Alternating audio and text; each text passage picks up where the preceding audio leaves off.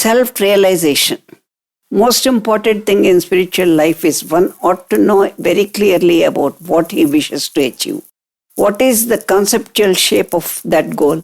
How does it manifest in you when you have actually experienced it? What are the stages through which you can check up your progress in your journey? With these in the hands of Master, who is in the heritage of masters, who is able to understand what he is speaking about and understand the future of those to whom he is speaking.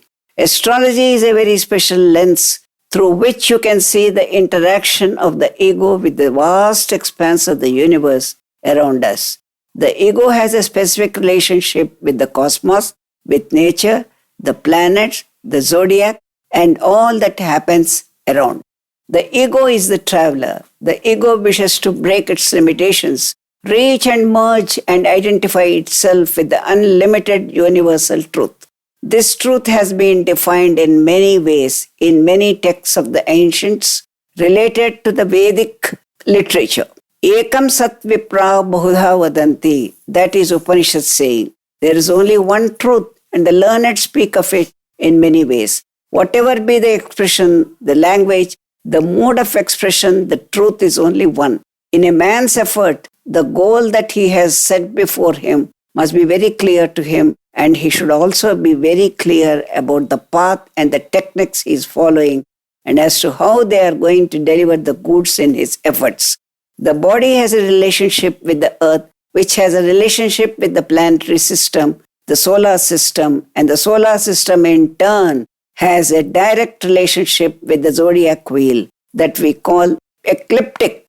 The 12 zones are the primary origin of all the forces that go either to solar system or this one primarily, and then the same forces are passed on to the earth of which we are products. Our body is a product of the earth. Our consciousness is the product of solar system. The mind is the product of the moon. The ego is the reflection of the sun, and the working of our life with all its complexities of feelings, experiences is the product of interplanetary influences and admixture of planetary forces that are incidental on earth. This is our making. Any part of our life, any aspect of our life is related to some composition of planetary forces, and therefore when a man has to overcome some kind of difficulties in his life, whether it is physical, mental, psychological or material, he has to approach the origin of this problem in the astrological sense and deal with that particular planetary force propitiating it or pleasing it to make it more benevolent to him.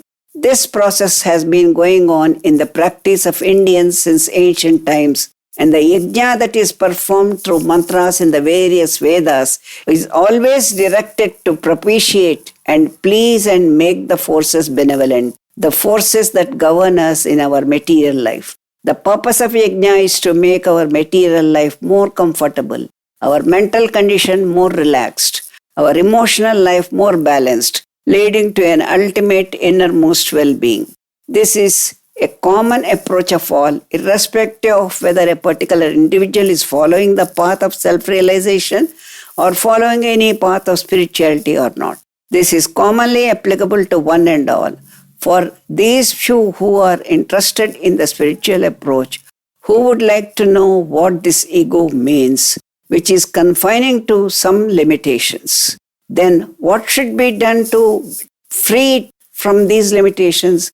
What is the nature of the goal that he has to achieve? These planetary influences could be of somewhat of a different order.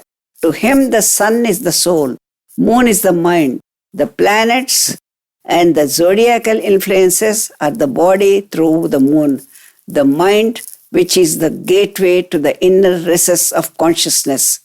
He approaches crossing gateway after gateway and reaches the ultimate truth. That is the soul in him. When the mind is able to travel inward and when it reaches the immediate presence of the soul, the mind cannot independently exist there as an independent entity anymore. It merges into it. The mind has to get totally destroyed when an experience of all pervasive ultimate truth has to be achieved. As long as there is a mind and the mind quests to see the truth inside, the whole thing is only a mental process. Mind can always imagine many things, and imagined object may be truly existing elsewhere, or maybe only a pigment of imagination, not necessarily true also. Therefore, it has been part of course in the spiritual lessons to first define the nature of the goal. What is Atman? What is the nature of experience of Atman that an ego can have? What kind of experience it can hope to get when it reaches the goal? The experiences that have been described as in Yoga Shastra or Vedanta Shastra have amplified the greatness of the feeling into a very, very simple expression. To use a simple expression, if he is great, he feels no more the very human limitations. He does not confine himself to the human limitations that he has been living in so far.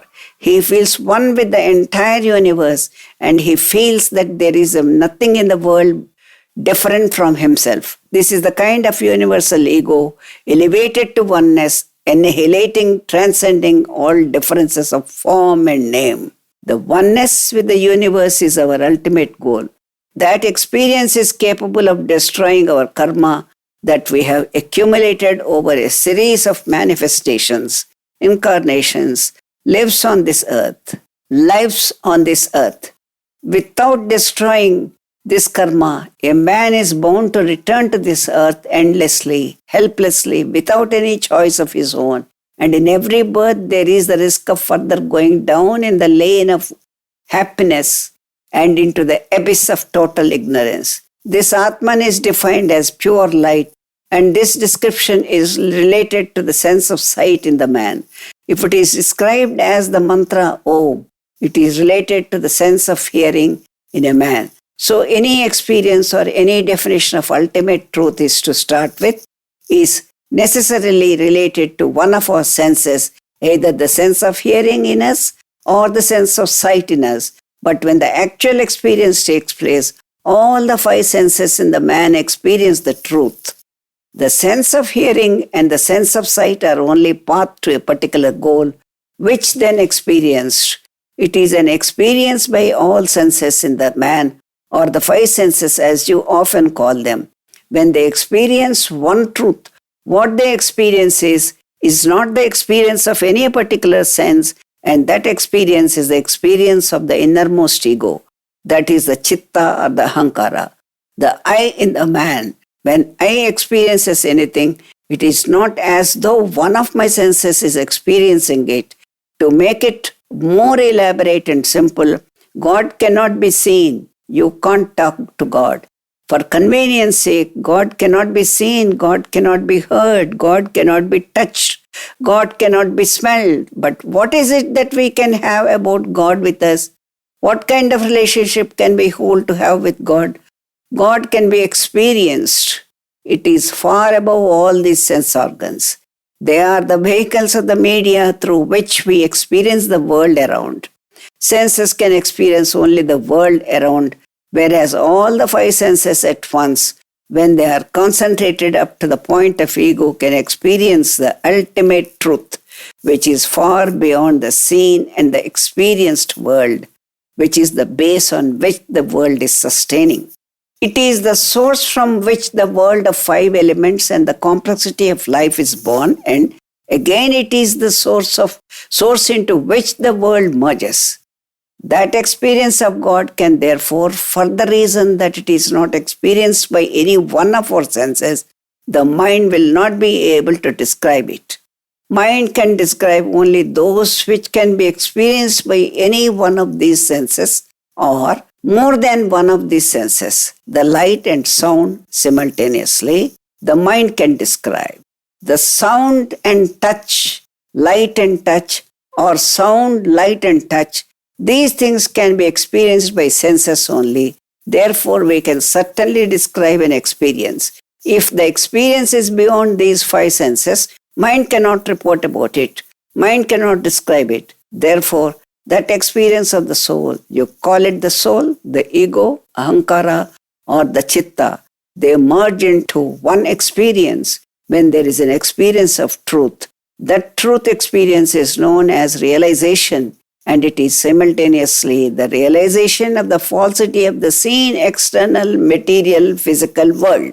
When that experience is received, the material world, which the five senses are able to see around us, becomes false, like when the light is switched on, darkness disappears. When that experience is there, the world does not exist. The ego that has been experiencing the world also does not exist because the ego has merged into the ultimate truth. It does not anymore exist as a separate entity or as an individual ego in relation to the material world around. This experience is sought in all spiritual practices. The process is generally known as yoga. The great seers in this country have, in one voice, stressed the importance of the strength of the desire to have the experience in a man for being successful in this path, and dismissed the importance of any other qualification. The learning, intelligence, knowledge, wisdom, sharpness of intellect, or goodness for that matter, a good character, none of these things by itself can be a qualification to have this experience. A person without any claim to have learning, knowledge of Shastras or Vedas, or any other qualification, any of these things do not qualify a man to get that experience. All that is needed is absolute sincerity of tapas, perseverance and self-confidence with the firm belief that the path you follow is perfect in itself, does not need any help, correction from outside, and your guru who is taking you in that path is capable of taking you over there. This firm belief is the first requisite. In the path, the practice undergoes stress and strain by its relationship with the material world around us, as much as you allow the material world to enter you. The more allowance is given to this material world to enter you, to interfere with you, the more testing is your time. Indifference to material world, good or bad, a passivity to things that happen in your matters, a passive attitude, totally passive attitude to whatever happens is the advice given by elders. It is not inaction. It is not the inefficiency in one's actions because of carelessness. No, that is not the given advice. Bhagavad Gita says the path to self-realization is yoga. The path itself is yoga in relation to the material world, your performance, your duties, either to your family, to your employer, or to the society, or to the government. It is duty bound to be done to the best of your abilities. Yoga karmasu kaushalam. That is Gita's definition. What is yoga? Efficiency in action is yoga. But then, karmanyevadhikaraste ma phaleshu kadachana. The result is not in your hands. Only action is in your hands. How do you relate these two? While you do not expect anything to happen as a result of the efficiency of your action, and while you are prepared to take any result with the same balance of mind without getting upset, you will not reduce your efficiency in your action at the same time. You are very efficient in your action, but do not expect the result to happen in the manner it is expected to happen. Do not hope for it. Be prepared to take any result in spite of your efficiency. There should be no claim over the results because you are efficient. A man has no right for the results of his action for the simple reason that he has no control over it. We don't have a right over the result because we have no control over it. It is a common practice that we don't claim any rights where things are not in our control. This attitude to life is a passive attitude to the results in an active efficiency in the performance of duties. And in this process, what is happening is the man is discharging his debt to this material world, which is the reason for our rebirth. Since every one of us is indebted to this world in our past lives, so many mothers, so many fathers have helped us. So many people fed us. So much has been received from us, from so many people by us in the past. The only way of repaying that unknown, unrecorded debt is to do our duty. Whatever duty has been assigned to you, the duty assigned to you, the profession that you have put yourself in take it as incidental, not as a matter of choice. Therefore, in this process, there is neither a very great job nor a mean job. All jobs are equal in the process of repaying our debt to this world. This is the kind of attitude one has to develop to the day-to-day life, as the teachings in the Shastras have often repeated the importance of this equanimity, the balance, the passivity of attitude, and a very strong will in relation to the achievement of the spiritual goal. Only one goal in life makes the life worth living. That goal is only realization, ultimate declaration of freedom from this chain of bondage. With realization as our goal before us, God does not ask you what are your qualifications, how much learning do you have, how much of merit you have in your actions, what have you done to anyone. No. The process of fee paying of debt to this world goes on with a passive attitude to the best of your abilities at the same time. The great importance given to the goal occupies the primary plan in your mind. These are some of the basic requirements of the spiritual path. God, realization. Realization of God in any form, Rama, Krishna, Shiva, Durga, or any form of pure light or pure sound. Any of these things ultimately lead to the same experience in sight. A man who has been chanting the name of Rama all life, ultimately what happens is he sees Rama, no doubt at a particular moment in his life, and later merges into the form of Rama. Then he no more exists as an individual, and later even the experienced form of Rama vanishes. Only that pure experience of self remains. Even the forms of gods are not absolutely true. We are living in a world of realities, not absolute reality. A relatively true man experiences a relatively true world. The real self experiences the real Atman, the truth of God. The form of man goes and merged in the form of God, of his devotion, and both get lost. The ego merges with the ultimate truth. There is nothing that we have to do about it. Meditation is ultimate in action. Any action that you try to indulge in is a disturbance in meditation.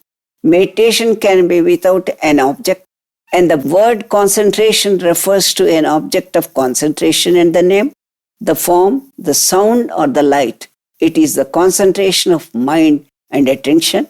Meditation, the subject of meditation, the person who meditates are one and the same. The self meditates on itself. This kind of experience is that self seeks itself.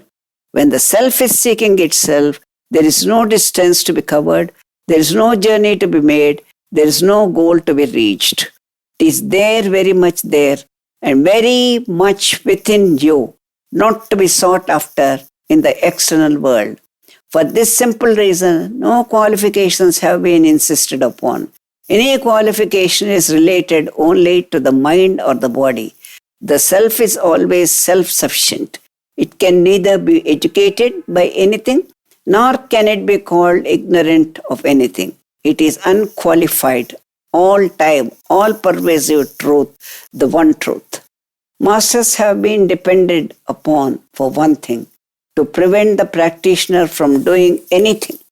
Master has to see that the man who practices this spiritual practice does not do anything. Anything that he tries to do with his mind or body, it is not related to his spiritual path. Therefore, he stops it. That state of abiding in the self is the condition required. The master in Arunachala, known as Ramana Maharshi, has been asked to define what is tapas. He said, question, ask yourself, who am I? Ask yourself, who am I? And then he stopped. That is all his teaching. And the way in which his teaching has been taken is different. The pitfall lies not in the question, but in trying to answer it. The moment I put this question to myself from my half knowledge of scriptures, I immediately say, Aham Brahmasmi. I am Brahman. I am in the pit. I am fallen.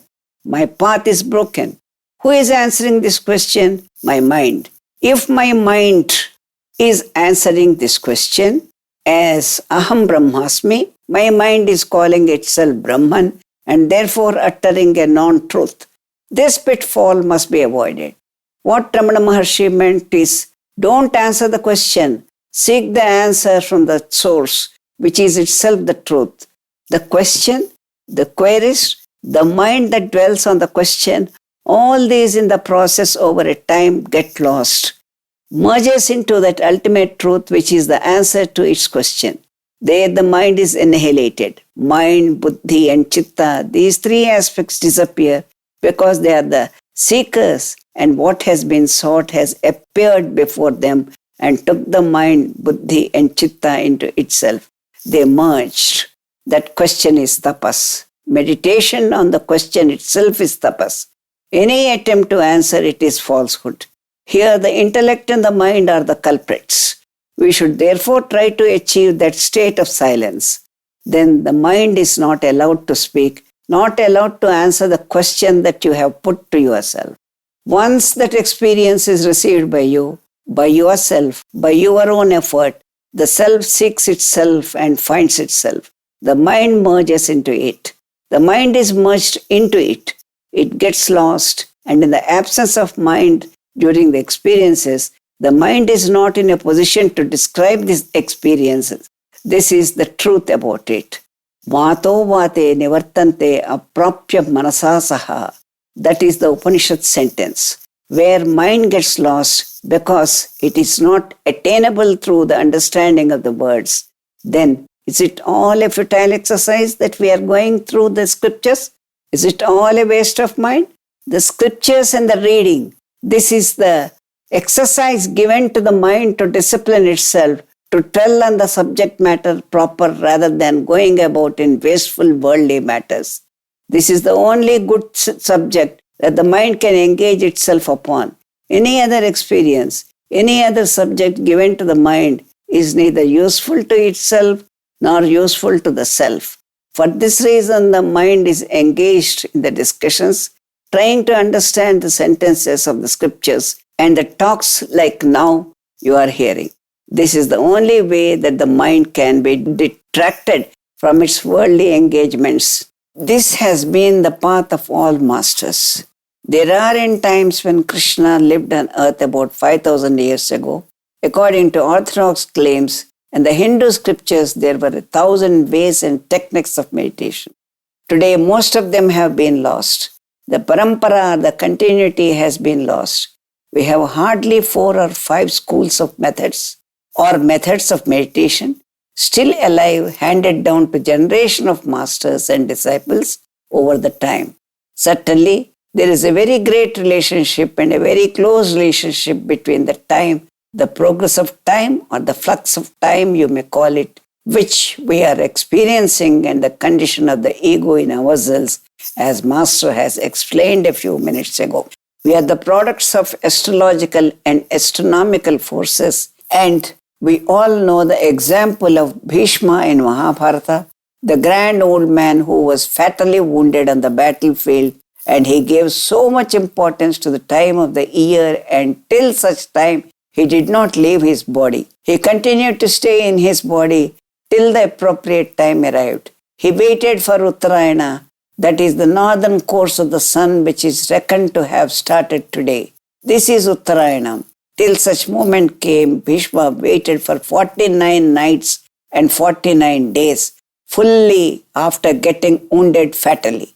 Although he is said to be an angel fallen by curse on earth, not an ordinary mortal in the usual sense, common sense, although there was probability of reaching his own place when his sojourn on earth is completed, he gave so much of importance to the time of departure from this earth for the simple reason that he believed that he has indulged in some karma in his lifetime.